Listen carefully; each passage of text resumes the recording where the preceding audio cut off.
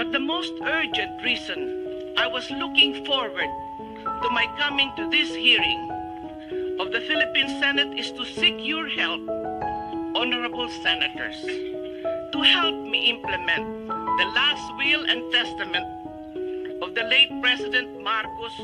to enlist assets in the hands of trustees to implement the Marcos Humanitarian Foundation so that we can help the country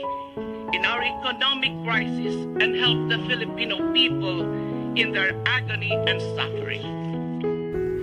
Ito yung time na pumunta si former First Lady Imelda Marcos sa Senado upang makiusap sa kanila na tulungan siyang maipatupad ang huling habilin at testamento ni Pangulong Marcos para sa sambayan ng Pilipino, upang maiahahon na sa kahirapan ng mamamayan at matupad na ang vision ni Pangulong Marcos na tinawag niyang Philippines 2000 at Masagana 99. Dahil sa year 2000, tapos na ang first 50 years time deposit ng mga Marcos Wealth na naka-invest sa iba't ibang mga bangko at kailangan ng i-claim ng beneficiary na walang iba kundi ang idineklara ni Marcos na claimant at beneficiary nito na siyang people of the Philippine Islands.